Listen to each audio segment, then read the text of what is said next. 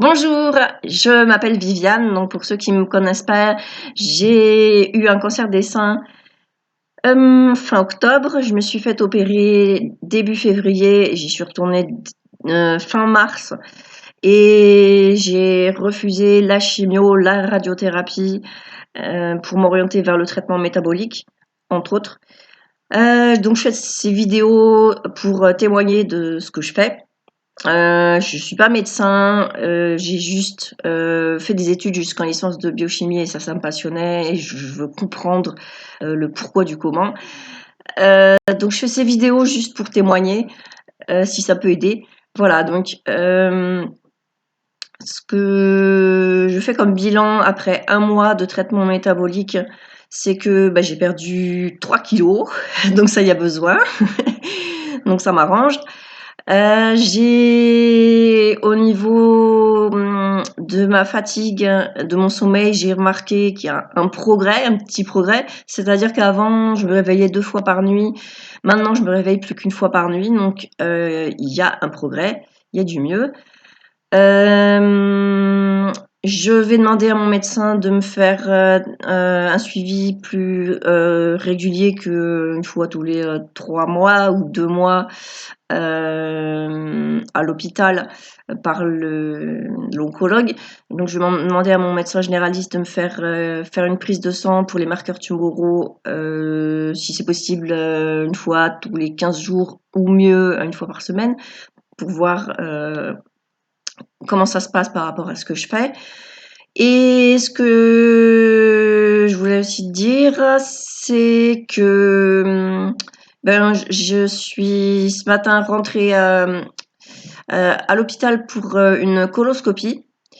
J'appréhendais pas parce que des opérations j'en ai déjà vu récemment donc voilà, j'appréhendais pas, j'y suis allée sereine. Et donc tout va bien. Je suis rentrée à 7h30 ce matin, je suis sortie à 11h30. Là, il est 3h15 de l'après-midi, donc je suis en pleine forme.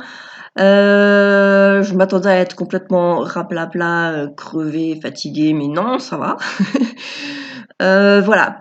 Par contre, un truc pour lequel je veux témoigner et qu'on m'avait pas dit à l'avance, c'est la veille et surtout la nuit qui précède la coloscopie. Cette nuit, j'ai super mal dormi. Alors, en fait, les 3 jours qui précèdent, il y a un régime particulier. Donc, la veille, il faut uniquement boire. On n'a pas le droit de manger. Et j'ai eu des sachets de poudre, un à 14h, un à 20h, à prendre dans un verre d'eau pour éliminer tout ce qui reste dans les intestins, pour vider tout ça. Et donc ça, c'était hier. Avant-hier et avant-avant-hier, pendant 2 jours, on a un régime particulier, c'est-à-dire on n'a pas le droit de manger de légumes. Donc ça, moi qui me suis mise vraiment aux petits légumes et surtout les légumes crus, les choux, tout ce qui est anticancéreux, eh bien j'avais pas droit, donc je me suis coltinée riz, jambon, comté,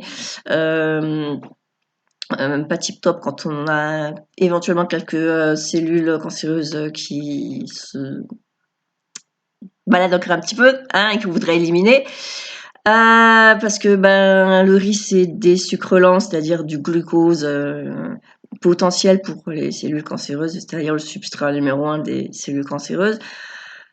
Donc moi j'ai eu mal au ventre pendant ces 2 jours-là. Ensuite, parce que je suis plus du tout habituée à manger ce genre de choses, ça fait des décennies que j'ai éliminé de mon alimentation les féculents, le riz, pâtes, pommes de terre, pain. Bon. Et donc pour faire avec. Et puis hier donc 14h le premier sachet, il a commencé à faire de l'effet vers 16-17h. J'ai commencé à avoir super mal au ventre. Donc je suis allée aux toilettes, c'est là que j'ai commencé à me vider. Le sachet de 20h, je me suis dit, vu que j'ai eu très mal au ventre avec le premier sachet, je pense que je vais passer une petite nuit. Et effectivement, j'ai super mal dormi. Je me suis vidée petit à petit, donc en pleine nuit, je sais plus, il était 3 heures du matin, même pas, je me suis réveillée, j'ai même pas réussi à attendre que mon portable soit complètement rallumé pour me mettre la torche pour aller jusqu'à l'interrupteur de la pièce, parce que tellement ça pressait, fallait que j'aille aux toilettes. Et donc ce qu'on m'avait pas dit, c'est comment ça se passe pour la vidange. Et là, ça brûle horriblement. Et je comparerais ça. J'ai jamais accouché, donc j'avais entendu parler donc comment ça se passait pour respirer, relâcher les muscles et tout. Donc je me suis dit, je vais essayer de faire pareil. Et c'est vraiment pas évident. Donc je sais pas combien de temps ça a duré. Je dirais c'est même pire que quand on a envie de vomir, parce que ça dure plus longtemps. Voilà. Et ça se fait en plusieurs fois la vidange, c'est-à-dire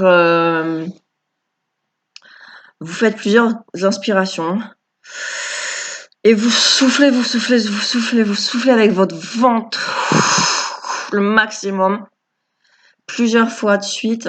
Je sais pas combien de fois je l'ai fait. Et il arrive un moment où ça lâche et chut, le liquide sort. Oui, ça sort liquide. Hein. Vous avez vraiment l'impression de vous vider, de vous déshydrater, de perdre vos vitamines, vos minéraux, la totale, quoi. Moi, j'ai du papier pH avec lequel je mesure le pH de mes urines par rapport au régime cétogène que j'avais commencé à un moment donné euh, par rapport au cancer que j'ai eu au niveau des seins. Et, donc j'ai eu l'idée en pleine nuit là quand ça m'est arrivé de me dire tiens je vais mesurer le pH de ce qui ressort et là c'était rouge, c'était pH 9, donc très basique, impressionnant. Je me suis dit mais je saigne ou quoi? Ouh, puis ça brûle, hein. Ça c'est comme si ouais, quand on mange du piment, ben on a la bouche en feu, et ben là c'est en bas que ça se passe, c'est en feu. Et ça, on m'avait pas prévenu de tout ça. Donc c'est très très difficile et ça dure très longtemps la vidange. J'ai eu l'impression de passer ma nuit assise, le reste de ma nuit assise sur mes toilettes. Et ça se fait en plusieurs fois. Et puis, bon, en fait, il arrive à un moment où donc vous lâchez. Donc, il y a l'équivalent d'un volume d'un verre, je dirais, qui sort. Et puis, il arrive un moment où ça brûle tellement, vous dites non. Et puis, c'est un réflexe, hein, pour serrer tout. Et vous dites, ça peut pas durer. Alors, moi, j'avais les doigts, des fourmis dans les doigts. J'avais au niveau de la nuque des fourmis, quelque chose qui se passait dans le cerveau, dans le crâne, qui était vraiment bizarre comme sensation. J'avais envie de vomir. Enfin, c'était tout le corps qui était pris. Hein, quoi. Et je dis ah ouh. Et puis mon portable, je l'avais laissé sur la table en attendant parce que ça urgeait. Et donc il n'était pas complètement allumé. Je me suis dit je peux même pas bouger de mes toilettes. Je peux même pas appeler au secours, rien du tout en pleine nuit. Euh, Et, donc mon portable n'était pas complètement allumé parce que j'avais pas du coup tapé mon mot de passe parce que bah, le temps que monsieur se réveille, hein, le portable. Bon. Et voilà, donc j'étais assise sur mes WC, ça prend vraiment très longtemps, faut vraiment, vraiment, ça j'insiste, se concentrer sur son inspiration, son expiration, souffler profondément avec le ventre. À plusieurs moments, je me suis massée comme ça, tapoter au niveau des intestins en mouvement circulaire. Et en fait, on le sent quand ça va sortir, euh, comme on sent des contractions en fait, mais en profondeur de l'intestin. Je localise ça en profondeur à l'arrière et je me suis dit bon voilà c'est le moment, il faut vraiment que je me lâche. Et ouais, ça se fait en plusieurs jets parce qu'au bout d'un moment, tellement quand vous relâchez, que ça sort liquide, ça sort tellement brûlant, ça brûle. Au bout d'un moment, non, c'est plus possible. vous recontractez, quoi. On peut pas faire autrement, je crois. Et voilà. Et donc, inspire, expire, inspire, expire, inspire, expire profondément à chaque fois. Et vraiment se concentrer dessus et ne penser qu'à ça. Souffler, souffler, souffler, souffler, souffler, souffler.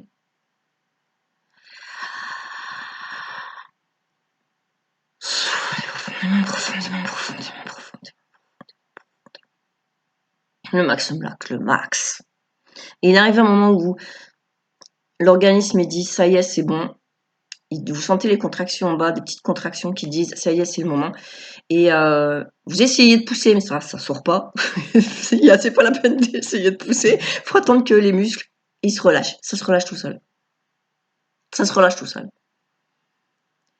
Puis après vous vous dites pendant une fraction de seconde, ah enfin, ça coule, ah ça brûle, et crac. Et donc ça sera plusieurs reprises pendant toute la nuit presque. Et puis il arrive un moment où vous dites ça y est, je suis bien vidée. Vous sentez que vous êtes vraiment épuisé et qu'il faut aller redormir. Donc ça on m'avait pas prévenu, donc c'est pour ça que je témoigne. Un petit conseil, c'est vraiment se concentrer sur la respiration, souffler, souffler, souffler et penser qu'à ça. Penser qu'à ça, pas penser à ce que ça brûle ou rien du tout d'autre. Faut penser à je souffle, je suis en vie, je respire, je souffle. J'inspire profondément, je souffle. Voilà. Voilà, et je dirais même, c'est ça qui est le plus douloureux, parce que je me disais après l'opération, vu qu'on m'a mis un tuyau, qu'il y a eu besoin d'une anesthésie pour me mettre le tuyau, j'appréhendais un petit peu quand même d'avoir mal après la coloscopie, mais non, très franchement, c'est la nuit qui précède que là j'aurais eu besoin d'une anesthésie, oui, c'est à ce moment-là que j'aurais eu besoin d'une anesthésie pour pas sentir tout ça, que ça brûle, hein, comme du piment. Voilà, et ben c'était la vidéo du jour. J'espère que ça pourra vous aider. Si vous voulez la partager, vous cliquez en dessous, vous n'hésitez pas. Et puis je vous dis à bientôt pour une prochaine vidéo de suivi. La prochaine, ça sera, je pense, par rapport à mon médecin, parce que je veux le revoir. Ça fait un moment que je l'ai pas vu, je l'ai même pas eu au téléphone, j'ai eu sa secrétaire pour diverses ordonnances, vu qu'il y avait le confinement. Donc là, je pense que je vais pouvoir le revoir et je vais lui demander si c'est possible de me faire une prise de sang pour les marqueurs tumoraux. Voilà, à bientôt!